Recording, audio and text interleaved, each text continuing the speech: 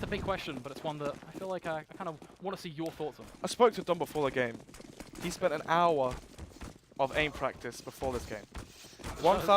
He did 1,300 aimbot kills. Following that, 40 or so minutes of DM, and it definitely showed. He was very, very, very crisp in this game. And the problem is, yes, you can DM, and straight out that DM, you're going to the server and you play sick, right? But as soon as you cool off a little bit, yes, this is online, but for Dom, this is such an important series. This is, you know... This is his proving ground. Yeah, exactly. This is the thing. Yes, it's an online game. Yes, that might come into the back of your head. Maybe play, you know, Endpoint especially, they might play this little bit, you know, not quite as serious as they would do if this was a LAN match, obviously. But for Dom, playing absolutely phenomenally, this is, as you just mentioned before, his proving ground. If you can have another impactful game like you just did there, 25 kills or more, important frags, and opening up the map for him, we could be seeing great things for him. But anyway, moving on to this round, the kit and smoke for Adam. He will be going towards mid, actually playing mid. That's interesting, having the mid player play the kit. Actually having the rotator with the kit is pretty standard, but quite unique on Mirage, obviously, if players face towards you, not having the armor. And instead the kit isn't really the best, but Ezio watching for this early aggression. Great positioning from Ezio, and it will net him that early frag on towards Hype. So the perfect way for this T side to open the show. But sometimes it's not always about opening, it's whether you can actually put on a solid mid-round performance. It's going to be a swift push, but one that, well, is going to be met with just another to add to the tally. Cray, he was in a solid spot towards stairs, but gets absolutely nothing done, and this alone puts them in just such a difficult one. Is Emmy going to push him out, finds the headshot on towards Adam, still shoulder at that, but it's just so much damage, and uFrag, where's the response right now from them? They've got 2 left remaining, they're stuck in a box, and it's a box that, well, the walls, they're collapsing on them. The kit is on the site, but unfortunately for them, I don't think these CT players are going to make it to the to the beer bomb site, to put it bluntly. All these players playing so close to them, and obviously they just spotted both the players in kitchen, so you see that Jesper as well running towards them. And now Pommy and Dom, in this situation, you just need to play for money. Try and get, you know, $600, try and get 2 frags for yourself, and not play for that round win. But Endpoint already winning this first round is so important, because we've got to think about it. They just won the last map, 16-14. And now they've won the pistol. The momentum carries on between games, and there was no pause, remember? Well, there was a very long pause before, but between maps, there was no break. Now we're straight into it. Of course, a lot of pressure is going to be mounting on that uFrag side, but it's something that it does have to be put on hold. We can't expect to see too huge of a response from them. It's almost this kind of, this waiting period, this lull now, where we sit down tight and see what they can do. Of course, on the flip side, Endpoint, this is them kind of going out for a walk and saying, oh guys, you know, they've actually not bought anything. Let's make some sweet money. And Max and Emmy, in that regard, the 2 to really keep an eye on. Jess, of course, to be that almost tertiary player with that extra UMP. So for Endpoint, this is the kind of the perfect, de facto standard way to kick that off. If they can keep it clean, even better. The thing as well is, when you think of standout players on uFrag, what are the names you think of? I'm actually going to say Pommy and Hype. But those 2 Hype. players, I think that Pommy is... Did we say Hype's name once last game? Yeah, that's actually a really solid point. I don't think I did actually even once. Unfortunately, for Hype there, not having the best impact on the Cobblestone gaming. He's such a phenomenal player, very aggressive player. Maybe Dom and Pommy and Co taking his role, I'm not too sure, but that's 2 frags for Cray. Not really too important. If he's it's a Mac 10, I mean, you're not really going to get much out of that, are you, for the next round, but you get 1 kill here. He made himself, what, 1.2k. So, Cray just trying to take out one of these guns, and as he's not looking his way, will spray him. No, will not spray him down. Anyway, Cray with 2 frags. That's really the only shining light here for uFrag, and 2-0, and another double save, full USP, so Adam's not playing around here. He wants that AWP, he wants the double Molotovs, 5 mollies, he wants all the nades. Could see a double AWP setup. A little bit more that we want to see. We could see 2 AWPs though. I mean, Hype can AWP be short, AWP be apps and whatnot, have Adam play the AWP towards mid, and maybe have Hype play quite aggressive as well. When you play the double AWP setup, you don't want to be playing retakes on the CT side, you want to go get those first picks. And when we last saw Mirage, Endpoint, I believe they lost it to FM. They lost it to FM, CEX, and Kaz. Did they play versus Kaz? They definitely lost it to CEX. I believe they did play with Kaz as well. But I want to see Lazar playing far more aggressive with his AWP in mid. I want to be seeing Adam as well on the CT side, try and get those first picks as uFrag. We've seen them when they play, they're really good at winning 4 versus 5s. The problem is when the lead goes in favor of Endpoint, that's when we see them struggle. And 1 frag, only 1 frag coming out so far, 2 frags. But 3 versus 2, USP and a P250, Max as well, his USP in his hand, just trying to see if he can get that swift headshot onto Dom. But so far, Dom's been playing phenomenal in this series, and I really hope he keeps this going.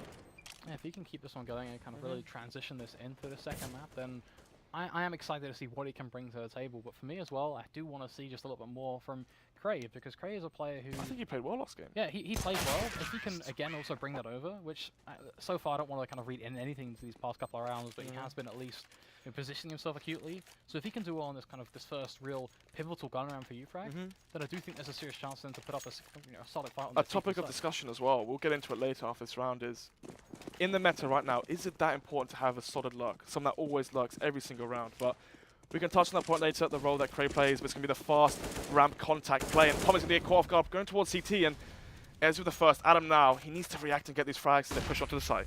Talk about Cray, well, he's going to try and hold the cross, but he's going to be completely smoked out of this one. Nowhere to run, just tries to hold off an angle. Have another flash again, just to continually blind him in this round. It's fluctuating, but only in one direction. A build-up that leaves us situated towards, albeit, yes, a contested A site, but uFrag, what's their entry point right now? There are smokes aplenty, and when they begin to fade, Jesky's there, ready and waiting just to do so much damage, and Adam, he's going to miss the most important shot of that one. Doesn't quite able to really connect even a single, and that alone pretty much seals the deal, because CT, that's going to be an avenue of attack that's quickly traded on Cray over towards jungle. Tries to take almost a bit of a leap of faith, but it leads, again, nowhere on Endpoint.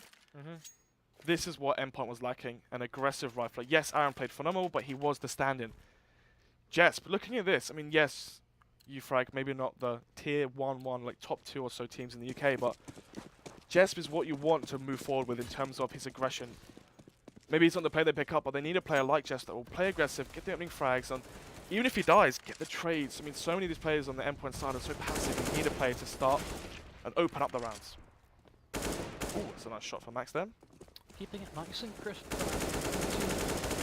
Really crazy. I don't think there's too much merit to taking the battles. It is just pistols and such, and I guess one kind of merit for Endpoint is keeping it clean. So 5 rifles to be flourishing with in the 6th. And well, now my eye is drawn back to uFrag, and it's for very, very obvious reasons. They can bring something back to the board, and it is most importantly going to be that double orb setup. Ooh, as I mentioned before, they do like to play double AWP, and it's going to be on Dom. Yes, Dom will be playing the AWP, and where will Dom take it? That is the question. He's running towards B, so we could be seeing the B apps push, maybe B short. I don't know how I feel about having 2 AWPs in mid. I'd rather see, as long as one of these AWPs play aggressive, I'm happy. Actually, Adam is playing CT, so that Look at Jess right now. He's got himself in such a good position, nearly allowing himself to get that opening frag, but Adam, well, within just a nick of time, rotates back through CT, peeks the angle, and will be able to catch him off guard. So timing proving to be a pivotal factor, but nonetheless an opening pick for the uFrag side. Now, your words exactly were based around the idea that uFrag, once they get that opening pick, things are so pretty for them, and well, so far so good, albeit they will lose one in the process, but it still is going to be the trading game as now Hype himself. Molotov in hand is going to throw it out. He's going to be up against an onslaught at this point as they push him out. They jump right on past him, but Ezio still able to weave around and find that. Didn't know he's here though. Position of Cray is going to be held, and Max surely going to be checking this one, and that information alone, well, they see information is power. That's the shots I wanted to see from Adam in the previous match. Obviously played well in the previous game, but I want to see those light sprays coming out from him, and Ezio does spray down Pommy from that long-range duel, and now Adam in the 1 versus 2 has no kit. Has the 3 kit, so he's going to have to ace this if they want any chance at winning this round, and all the utility now exposed and gone for the T side, and Adam somehow needs to find 2 1-on-1s, but Endpoint, they're playing this smart, they're holding each other's angles, they're covering for themselves. Max will spray down Adam, not expecting to play there towards get right, but what I wanted to point out is, once the T's had the B-bomb site, you saw what happened. They did not go for the plant straight away, instead they cleared the site, and Cray, playing towards Rattlesnake, outside kitchen door, did not get the chance to take down the bomb carrier, and instead, Endpoint wait till they find out where all the CTs are playing, then plant the bomb, get the kill onto Cray, have the site 2 versus 3, they play it smart, cover themselves, and they win the round. I always want to take almost an elementary approach to this right now, because for uFrag it feels like the beginning of the rounds are their strong suit, and the endings are also where they can do quite well. You can say that's experience though. I mean, you got to look at these players as well. Imi, Ezio, and whatnot, very clutch players, and I'm about to comment that Dom could be seeing something here, but unfortunately for him, he's got a CZ and that long range angle. Not really be going too well for him, but Imi with the op is holding the line, and doesn't quite get that shot, but yes, we'll take down Dom, but these players are on pistols, but Adam did pick up the rifle, but he won't be able to save it, and we're going to be seeing the buy coming out for uFrag into the next round as they have full saved. So Endpoint 7-0. I mentioned before that, I mentioned in previous broadcast, I think it was week 2 or so, that Mirage is about individually skilled players on the T side. Take control of mid, win the duels that way, and we've seen what happened so far. feels like, I mean, yes, uFrag did get the first early frags, but somehow they crumble in the, not in the mid round, but the late really round. what I want to kind of excel on. If you were to take a kind of a lens and be polite to this matchup, it's that middle round portion that is just causing uFrag to be in just such a dire point right now. That's experience though, isn't it? Once it's, when you're in the 3 versus 3, that's when communication, get back to that point in a second, as Cray out through boxes, does spread on Jess. Can Ezio get the swift reply? Yes, he can. Not quite Cray, but does get them Pommy in. Lazar now waiting for that aggression from Adam. Does take him down towards jungle. 2 versus 4.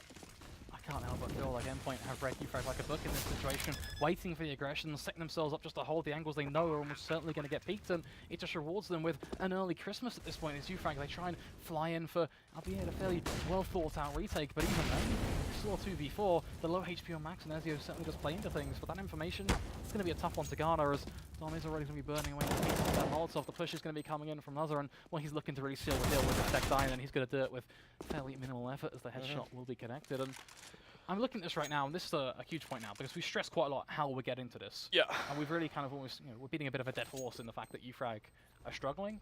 Oh, so yeah. let's go towards a bit more of an originality-based aspect. When does it get too far? When did Endpoint just have the ability just to close it out, and no matter what happens, this is going to be just amazing for them?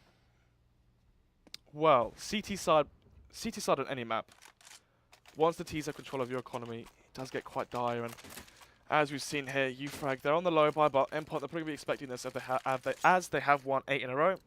So even though uFrag bought in the last round, they will probably be expecting the rifles and so forth coming up. And Dom, we saw him go 35 kills in regular time, and now he's currently sitting at 0 for 7. So, or 0 for 8, I'm not too sure there. But unfortunate scenes for him. Hyping out, getting aggressive. Can they find the first pick and work off of it? Change of pace is going to go aggressive. Don't overface.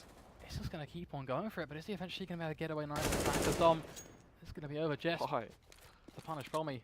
And bit by bit, we find ourselves back at an even spot. Basic rule of CS is when you push one side of the map, play passive towards the other side.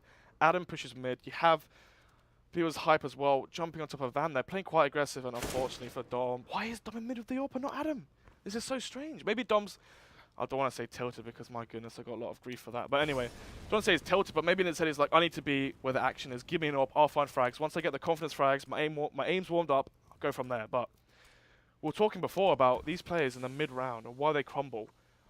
When it's a 5v5, it's far more aim dependent, far more, take my words back, because Ezio does get traded out, and it's going to be Jespo, does find the frag onto Adam, and it's hype in the 1 versus 3.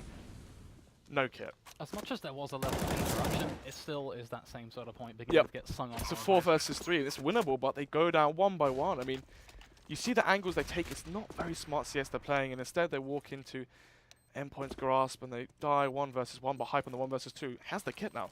Does himself the kit, but this double ramp setup, this should be a crossfire that Endpoint can just hold, and Lazar, the ADOP is going to make, well, just almost a bit of a quick, simple flick at that to catch off hype, and this is uFrag again just being ground out of their economy. Endpoint, they have a very firm grasp right now on towards uFrag, and I actually kind of want to drill into another point now, which is uFrag. We've excelled that they can't get anything going on the CT side. We've talked about their issues in the mid portion of the rounds. Is there anything left for them to explore? We saw Adam try and go aggressive through mid.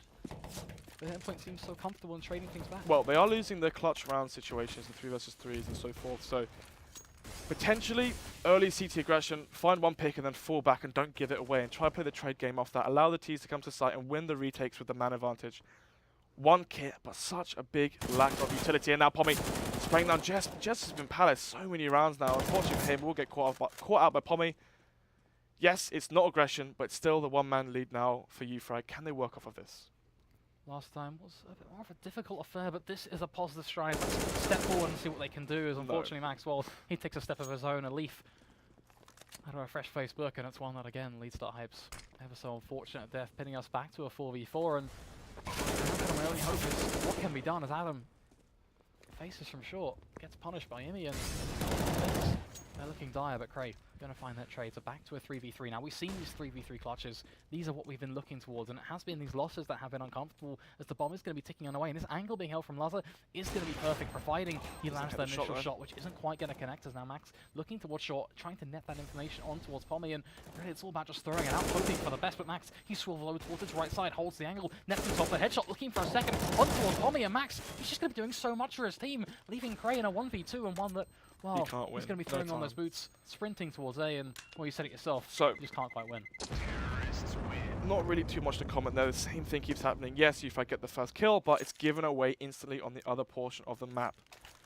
A comment I made earlier was the idea of lurking, and is it, you know, in the current meta of CSGO, is it that important? Do you want to have the lurk every single round? And we see Imi lurking in mid, gets the kill on the rotation, but if he died there, that would have made it, you know, one less player onto that B bomb site and a much easier retake for the CTs. And we saw on, oh, was it Counterpoint? Or something similar to that. God, I always get my words interrupted, but Lazza finds the first pick, takes down Adam. So, we see documented right now in all these, you know, interviews and whatnot that the aggression, not the aggression, so the lurking. Oh my goodness. Aggression. You know what? I'll wait till the round's over. Just talk.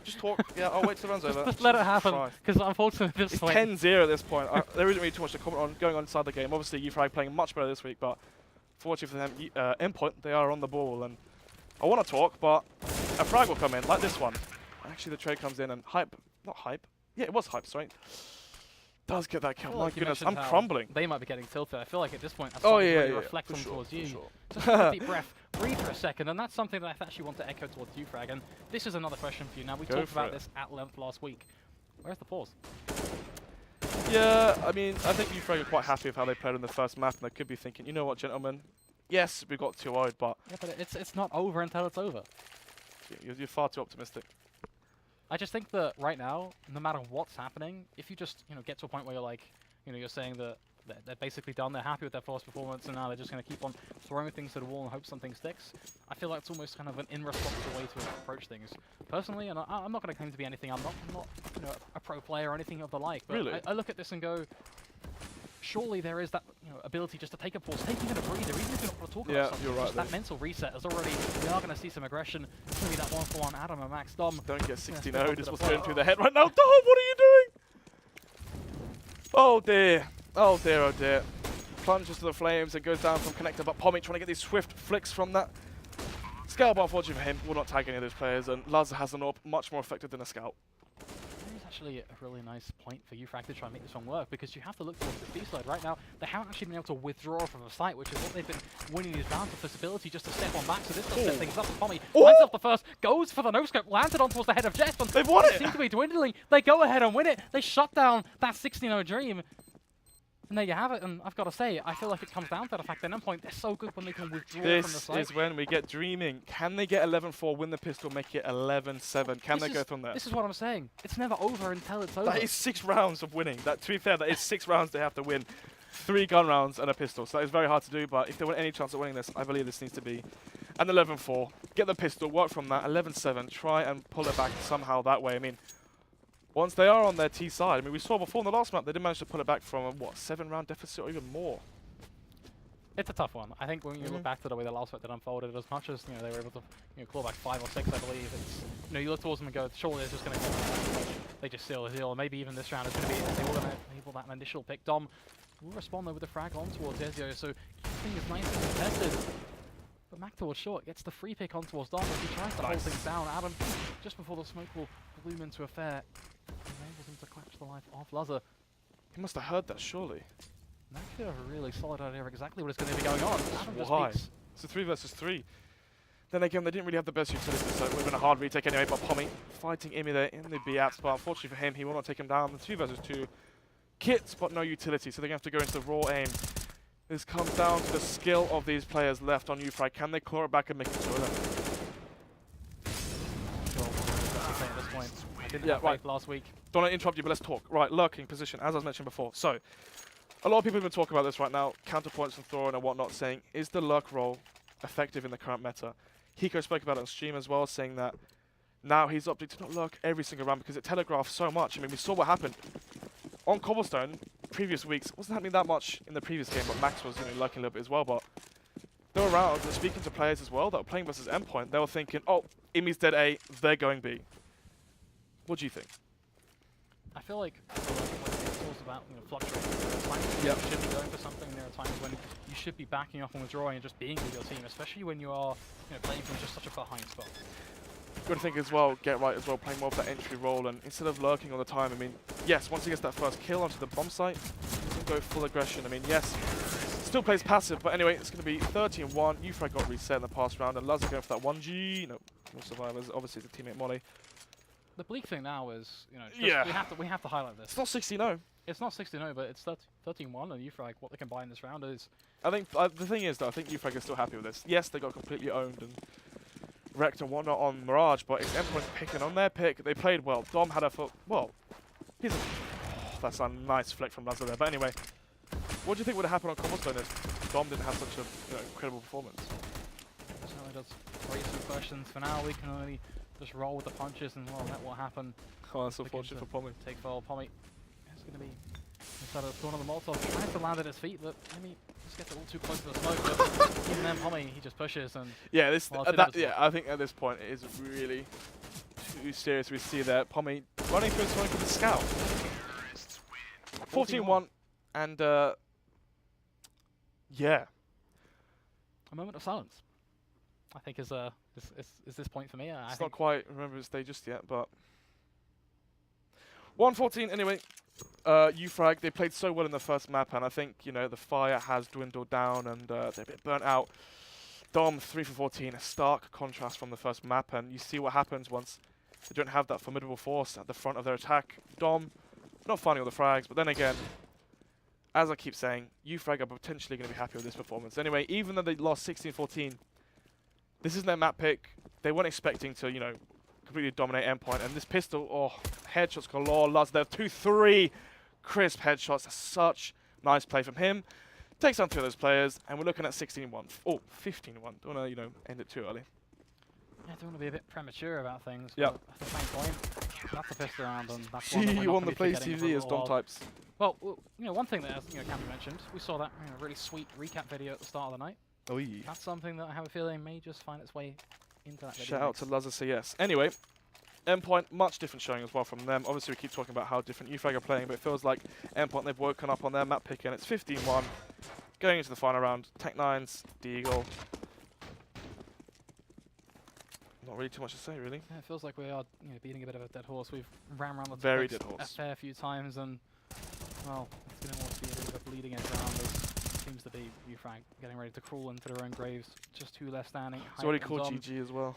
GG's beginning to be exchanged. Dom will at least find the headshot on towards Immy, so looking to at least think a bit more competitive, but in the same regard, Lazar even flashed. More than happy to find the frag on towards Hype, leaving just Dom now in a spot. And one that is, well, it's workable, but well, it's a Do you know a player that I'm thinking is similar to Dom? Okay. Apex. I think that's... I can see what correlation Go on, you're tell me going why I'm wrong. towards, but in the same regard, I'm just not quite sure, because it feels to me that he's a little bit more, you know, slower, but at the same time more than happy to try and, you know, at times, then just kind of pop around a corner with this Yep. spurt of energy. The reason it's not just that consistent, that's the word I was looking for. Apex, obviously, is a phenomenal entry fragger, but it's not just that, it's the fact that one map he got 35, the next map he doesn't quite have the same performance. And anyway, it's great showing from Dom.